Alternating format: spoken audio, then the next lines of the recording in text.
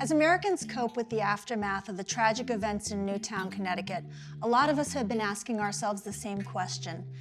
How can we reduce gun violence in this country? As you might know, President Obama recently announced his plan. Common sense reforms like requiring background checks for every gun sale, banning high-capacity magazines and military-style assault weapons, getting armor-piercing bullets off our streets, and improving access to mental health services. The good news? A vast majority of Americans support these changes. The bad news? None of them will become a reality unless we all take on the biggest impediment to gun safety in this country, the National Rifle Association. Now, you can bet the NRA leadership is planning to pull out all the stops to block Obama's proposal. And one of their most effective tools is misinformation. So I think maybe it's time we finally told the truth about them.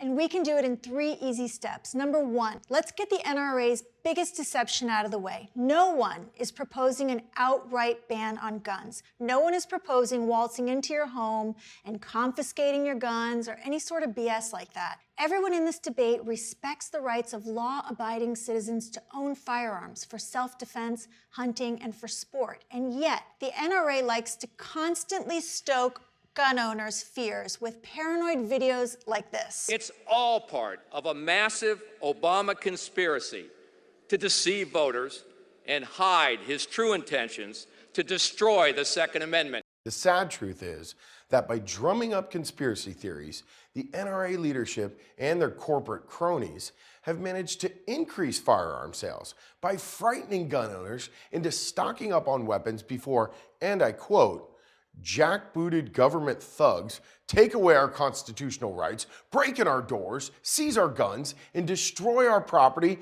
and even injure and kill us. Yeah, he said that. Almost seems like, I don't know, a scare tactic, marketing strategy? Well, if it is, it's a highly effective one. Because due to the NRA's fear-mongering, the Newtown massacre and others like it have actually been profitable for both the gun industry and the NRA. Very profitable, in fact. Number 2, the NRA claims that they're not affiliated with any firearm or ammunition manufacturers, but the facts tell a different story. The NRA started in 1871 as a non-political sportsman organization focused on teaching gun safety and marksmanship, but that's not who they are today. Today, the NRA is a serious political lobbying group that rakes in over $200 million a year. Between 2004 and 2010, the group's revenue from corporate and gun industry fundraising grew twice as fast as its income from members' dues. As much as $38.9 million in donations from over 50 firearms-related companies. But the NRA's most generous gun industry donor is a corporation called Midway USA. And what does Midway USA do? They make high-capacity magazines, just like the ones the shooter used in Newtown. Now, the gun industry is not just shoveling money at the NRA. Oh no, they're helping run the NRA. One member of the NRA's nominating committee is George K. Koletidis II. George is also chief executive of the Freedom Group, and they own Bushmaster, the company who made the AR-15 military-style assault rifle used in the Newtown massacre. Conflict of interest, you say? Oh, I'm just getting started. The NRA's 76-seat board includes people like Ronnie Barrett, the CEO of Barrett Firearms Manufacturing, who also sell a popular line of assault rifles. Or how about Pete Brownell? He runs Brownells Incorporated, the world's largest supplier of firearm parts and accessories, including hollow point bullets and high-capacity magazines. In the wake of the Newtown massacre, Brownell sold 3.5 years worth of assault rifle magazines in just 3 days. Like I said, very profitable. Which brings us to number 3. Lobbying Congress. You see, the NRA has spent a whole lot of money giving political donations to congresspeople who coincidentally vote in the gun industry's favor time after time. The NRA PAC has given over $20 million to hundreds of members of Congress over the last 20 years. And let's be clear, this money isn't just going to John Boehner and the GOP-led House. The NRA buys influence with red state Democrats as well. And boy, was it money well spent. Exactly. In 2003, Representative Todd Tiahrt inserted language into a funding bill restricting our government's ability to track guns and apprehend traffickers. In 2005, Congress passed a bill from former Senator Larry Craig granting the gun industry near complete immunity from civil litigation. Since there are about 30,000 gun deaths a year, you can see how immunity from civil lawsuits really saves the gun industry a bundle.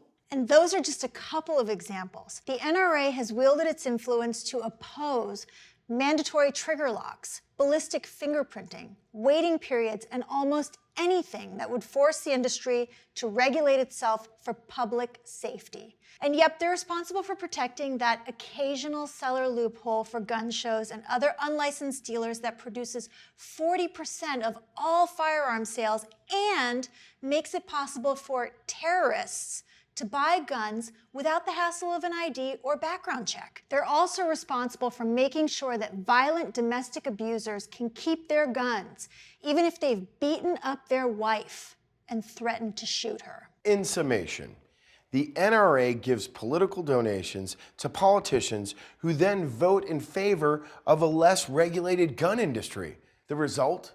Massacres.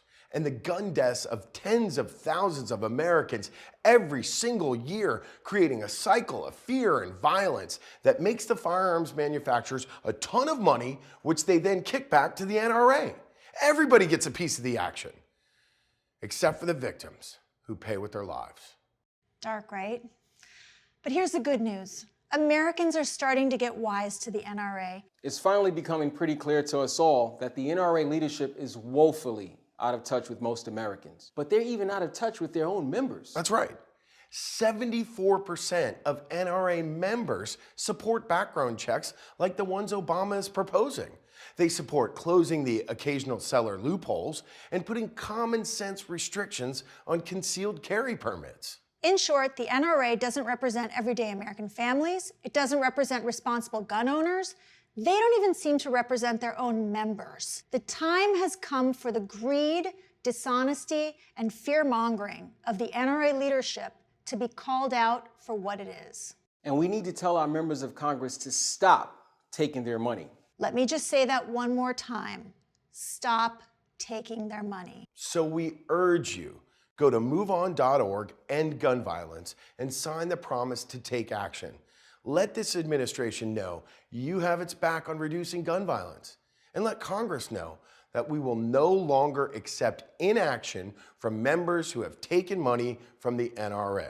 Share this video and let your friends and family know we have to fight back, and it has to happen now. As the mother of a beautiful little girl, I wept for days over the massacre in Newtown. I know many of you did as well. We're all parents here. I know I can't let another tragedy like this pass by and wonder, what more could we have done? Can you?